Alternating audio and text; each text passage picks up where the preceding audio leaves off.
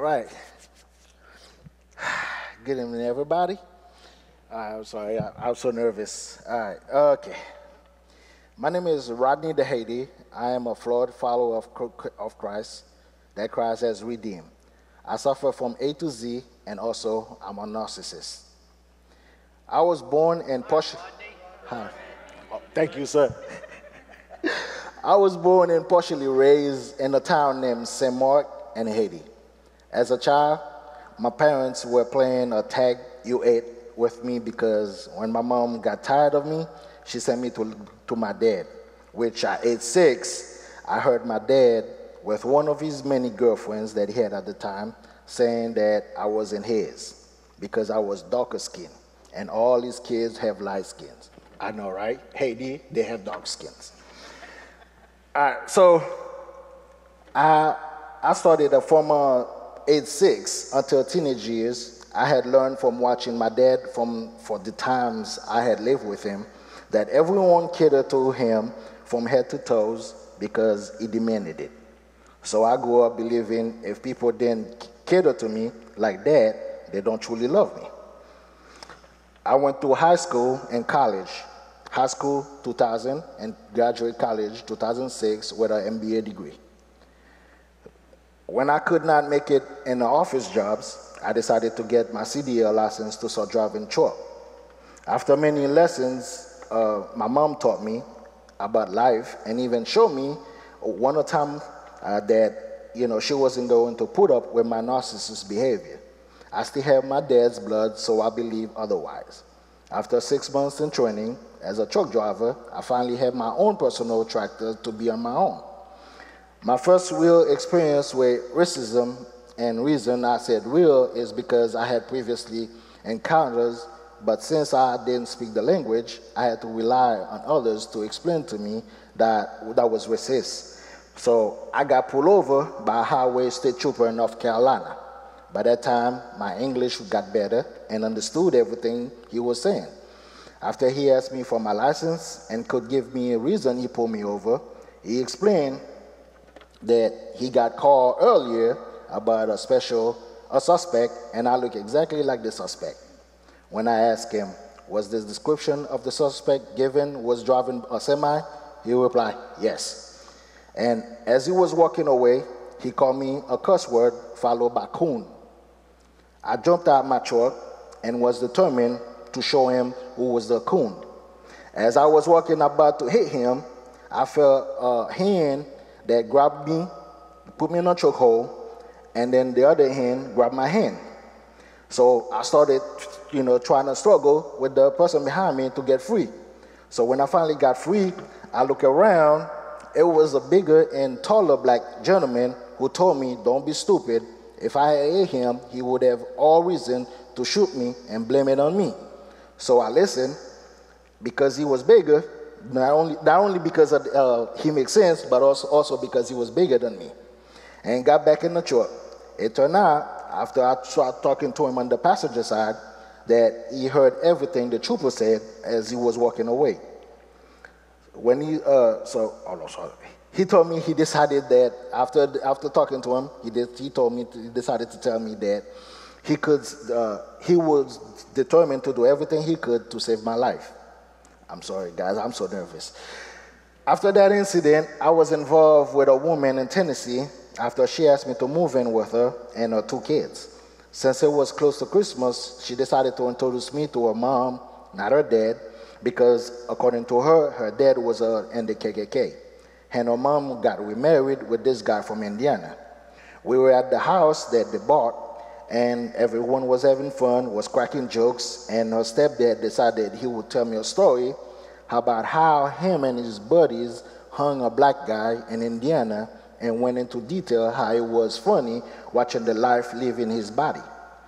I was shocked because my ex kids were mixed, and I looked at my ex as, no, this must have been a prank. When we were driving back home, I asked her, did you know that he was like that? And everyone in the car answered yes. To my surprise, they put up with it. So I asked her, did you tell them that I was black? And she replied, yes. And my mom was supposed to tell him not to tell that joke. The whole time I had my mouth open because I couldn't believe what I was hearing. Of course, instead of packing and leaving, I stayed and bought a house with her at that time. I was not called by Rodney anymore. I was referring to the foreign in. After several years of that relationship, she kicked me out of the house because we bought together because her stepdad told her it's time for her to focus on her grown kids. And a short month later, my mom passed away as well. So I went through a whirlwind of life. So that was when and where I was going to be just like my dad, because being a narcissist is so much easier. In 2010, I was working for USA Truck and was in Rock Spring, Wyoming. I went inside the rest area to brush my teeth before I go to bed. I was met by an officer over there, and he asked me, "What are you doing here?" I explained that I was out of hours and taking my break there, and he informed me that area, the people there did not like my kind. So sarcastically, I asked, "Handicapped people?" Because I have a good leg and a bad leg. So I asked him, "Are you talking about handicapped people because of one on a good leg?" And he said, "No, boy, don't welcome here." After hearing that, the only thing that went through my mind was I could grab my baseball bat, which I have on the back of my cab, and beat him with it. But I was the only truck there with a big logo on it. I would be easy to catch. And then when I reported to USA Truck, no action was taken because I was his words against mine. Fast forward for a few years later, I met Kim. And she trapped me into moving to Arkansas. After a few weeks being with her, out of nowhere, I asked her if she would like to go to church. If so, what church does she go to? She brought me to Community Bible Church. As soon as I got to the Community Bible Church, the first thing I was looking for, how many blacks were in the church. When I first laid eyes on Pastor Jackie, I said to myself, okay, he is in front, so they have to get to me. They get to get to him first before they can get to me. So I call this the Rodney strategy, what if? Then I started meeting the church members and pastors. I was introduced to Kevin, then Ed. True story. First time I heard Ed preach, I call him the country philosopher because of the way he preaches. And I believe it was a few months or years after I got comfortable at the church that I started hearing about Celebrate Recovery. And I show up once or twice when it started.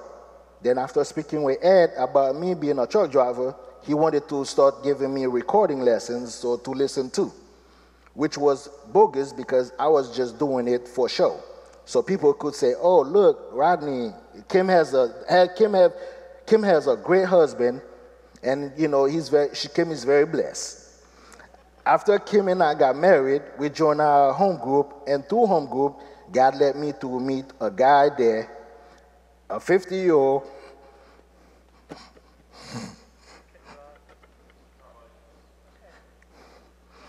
A 50-year-old man by the name of Jim Leo Cross. My first interaction with the group, I was so nervous and went straight to my strategy of what if.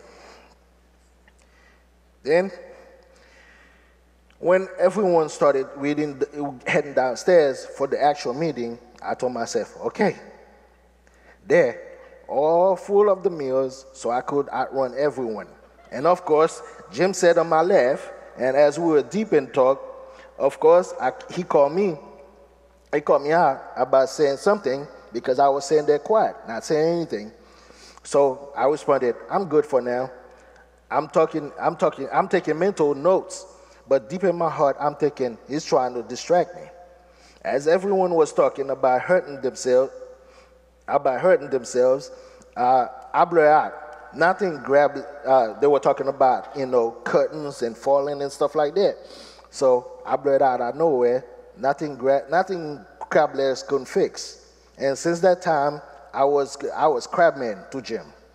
Every time he saw me at church, he would call me, Crabman. As Jim and I were getting along, we started hanging out, grabbing lunch when he could, and with me, and I started letting my guard down. But what didn't I mention by the time I moved to Arkansas with my wife? I developed a full-blown narcissist. When she started standing up for herself, things become argumentative. Arguments that we spent weeks even not speaking to each other. So since Jim and I started hanging out, I got to a point and thought maybe he could point out, to my wife to go back the way things used to be. I could be happy again, but he never did. Instead, he started to say, love you, brother. I had a problem with that at first because all my childhood and teenage years, my dad and his siblings, nobody never said, I love you. So to them, if one man say, I love you to another man, they consider that you're gay. Even then, it made me uncomfortable. I would never say anything bad to Jim about it, and then he never left my side without saying, I love you, little bro. So never. When I got the Walmart job, he could call to tell me how proud he was of me. Instead of telling him I was uncomfortable, I went along with it, and thank God I did. As our relationship grew, the more I started feeling comfortable with him and the church, and then the Kaepernick kneeling started. So out of nowhere, he brought the conversation. To be honest, still today, I don't know what pushed him to bring it up, but I know God wanted us to talk about it so I could know more about him. I gave him my viewpoint about being a black man in America, and even worse, as a foreign black man, and he explained to me his view of why, as a veteran and former cop, he is offended with that. So we had a long talk. At the end, he did what he always does. Hugged me, told me, love you, brother. Every time my wife and I got into an argument, I was so comfortable with Jim. I would text, call, and even meet for lunch whenever I was in town to talk. And not once did he ever say to divorce. Instead, he always said, there's not a hurt that God never uses. I never got it, but back then, because I wanted him to say, I can't believe she did this or that. And that's how I was. I wanted him to be right all the time. I even minimized my part, but not once did Jim blame any of us, but quickly said, you guys need to pray and come to celebrate recovery. He drilled it in my head so many times. As I'm writing this, I can hear him saying these things. There's not a hurt that God never uses. You need to pray and let God handle it. And you need to come to celebrate recovery. So one day, I decided, out of nowhere, just to shut him up, I'm coming to celebrate recovery. And on that same Thursday, I was at the hotel because me and my wife got into a fight. And I was at the hotel.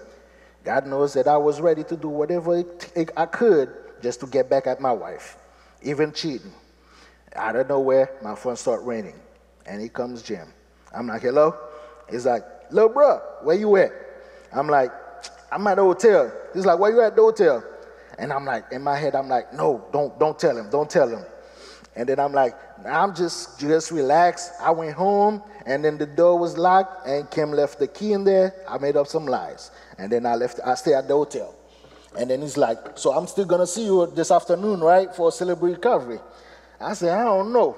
And he's like, Rodney, I'm telling you like this. I know some cops friend. They will track down your phone, and I will find out where you at, and I will come and get you. So I'm like, okay, I can fight with him. I'm going to come show up at Celebrate Recovery. And then, of course, first, as soon as I parked my car, I opened the door. Here he is. He opened the door with a big smile. And then he gave me a big-ass hug, said, welcome, Celebrate Recovery, brother. Now let me introduce you to everybody. And he took me around his wing and introduced me to everyone, including everybody. And then everybody was like, hey, Rodney, how you doing? Hey, Rodney, how you doing? Hey, Rodney. By the time I left Celebrate Recovery that night, everybody knew Rodney. Jeremiah 29:11 said, for I know the plans I have for you, says the Lord. They are plans for good and not for disaster, to give you a future and a hope. In early 2019, I was on my way to work.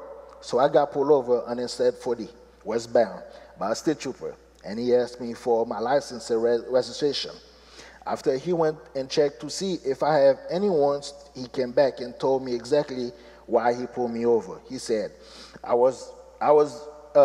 was because I switched lane without signaling, and realized I did. And he had all the right to write me a ticket, but instead he let me go. A week later, on my way to work, I was working for Walmart in Bartlesville, Oklahoma. I was on Highway 75 northbound in North Tulsa. I saw a trooper behind me with lights on. And second behind me, since I didn't do anything, I pulled over to let them pass. One pulled behind me, and the other one blocked me in front of me and blocked me in. So in an instant, I started panicking. So I did exactly what everybody always said do. Put two hands on the car, on the wheel, and then don't move. So I took multiple breaths to calm my nerves. The one in front came out of his trooper vehicle, gun already drawn, pointing at me.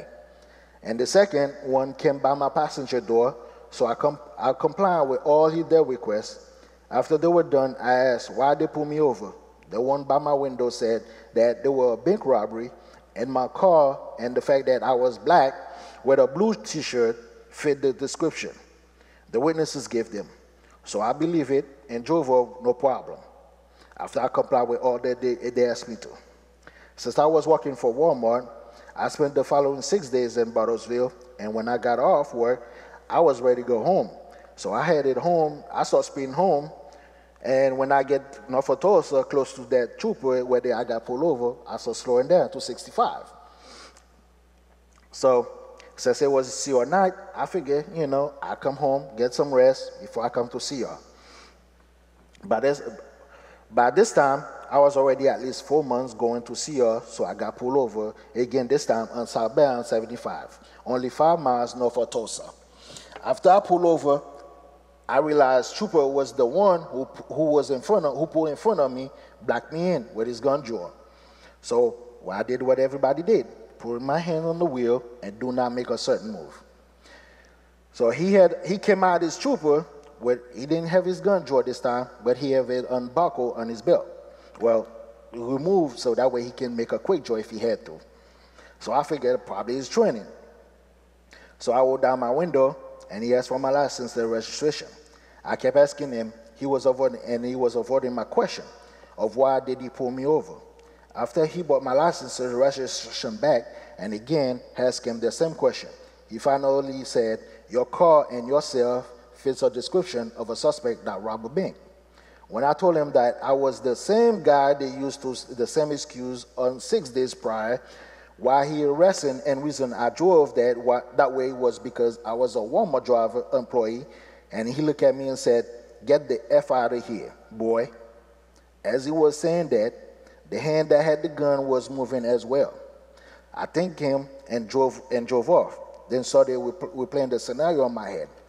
I was so angry at myself, first for becoming so soft and to comply with his request, then started blaming Jim for having to start going to Celebrate Recovery, where I started talking about my feelings. And I was loving more, even if I was loving more, being less angry. So I texted him so we could meet. Of course, he agreed. So as we sat at the Greek restaurant, the two of us had gone to a lot. I was unloading on him. I was so angry that he turned me into a softie, and only thing I remembered besides my rant that Jim did the first said, "Little bro, I'm so sorry for that experience. I don't know what it's like to be a black man in this country. And we can be so much more and beautiful if we just love people as me and you love each other." So I broke down and I cried. Then, of course, we prayed, we ate, and he gave me some valuable lessons about loving and proud of me for not reacting with anger, and he will see each other at CR that night. That night, to be honest, I didn't want to come to CR because I didn't want to face him no more. But for some reason, I came to CR. While they were saying the serenity prayer, he came out of nowhere and put his arm around me. and we started saying the serenity prayer together.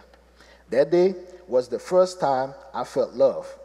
I felt worthy and so much than just a black man, because I have a big brother, as the song said, a brother that will be my shelter, will never leave me alone when I'm alone, will be my fortress when the night winds driving home, and be the one to light the way, bring me home. The last argument me and my wife had that Jim would be in the middle of was about me not wanting to go back to Walmart because I was enjoying being home so much and doing things with Jim, like setting up chairs before CR and picking up each other while doing it. Being at home group regularly, so I didn't want to go on the road. And I was telling him about the argument. He was like, let me check on something, little bruh, and I'll call you back. And a few minutes later, he was like, how do you feel about guns? I was like, okay. And that caught me by surprise because that was not our conversation. That wasn't what our conversation was about. But I play along. Then I said, don't have an issue with guns. He said, okay, do you have any felonies? I responded, no. As where is this conversation going, Jimbo? I said, where is this conversation going, Jimbo? Then he said, okay, at my job, they are looking for a truck driver instructor. And I told my boss about you, and he agreed. He sent you an application to get you set up. I was in awe because I didn't know what Jim does for him to go out of his way so we can work on our marriage. In September 2019, as I was waiting for an interview from Jim's job, which he told me after he got back from Little Rock, we were supposed to meet to go over the interview process. But God had a bigger and better plan for Jim, because Big Bro, the man that was obedient to allow God to use him to love others, had gone from this earth. After my brother's death, I found out how huge of a heart he had by loving wholeheartedly. In the past few months, I look at my past life of Rodney before CR, which didn't have any good but anger, rage, grudge. I'm a pathological liar and an addict. List goes on. Today's Rodney working the program. The only difference today, Rodney knows he is a narcissist. And as long as he's focusing on working the program, he'll continue to make progress.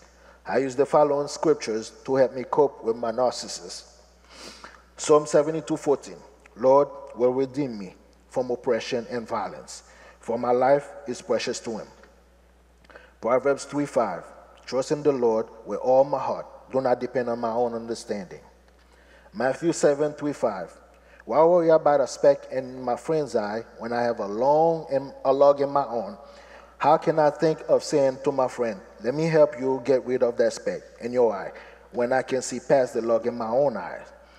I'm a hypocrite. First, get rid of the log in my own eye, then I will see well enough to deal with the speck in my friend's eye. Romans 7:18-25. And I know that nothing good lives in me, that is, in my sinful nature.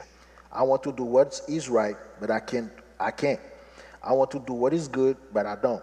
I don't want to do what is wrong, but I do it anyway. But if I do what I don't want to do, I'm not really the one doing wrong. It is the sin living in me that does it. I have discovered this principle of life, that when I want to do what is right, I inevitably do what is wrong. I love God's law with all my heart, but there is another power within me that is at war with my mind. This power makes me a slave to the sin that is still within me. Oh, what a miserable person I am. Who will free me from this life that is dominated by sin and death? Thank God the answer is in Jesus Christ, our Lord. So you see how it is. In my mind, I really want to obey God's law, but because of my sinful nature, I am a slave to sin.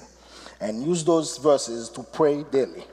Because at the end of my blessed day, I try to take inventory of my day, of people I came in contact with and knowingly and unknowingly hurt by my actions and words.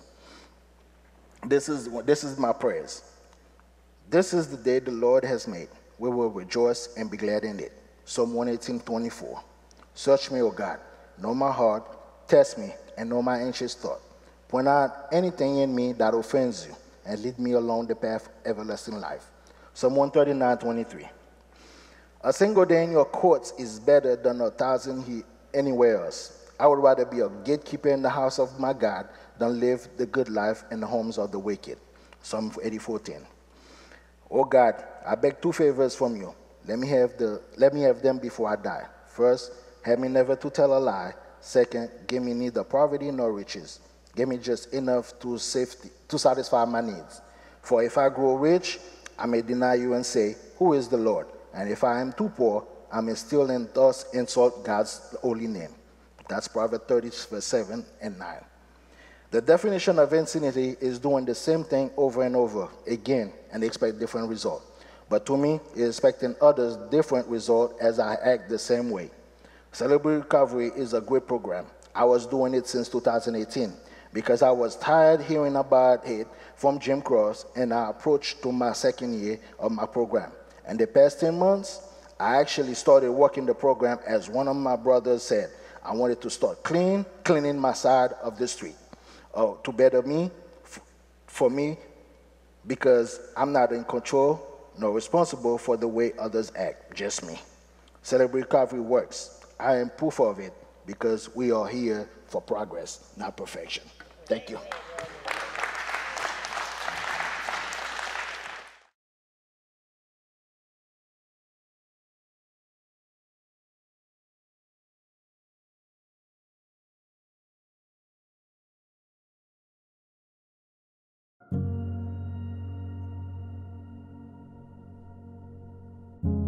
From the time you began your recovery journey, from the point of your brokenness and hopelessness, someone was there for you. Someone has loved you into loving, prayed you into praying, sang you into singing, shared you into sharing, served you into serving, and hoped you into hoping. Take a minute to think about those extra special people in your recovery journey. Some of them may be right here.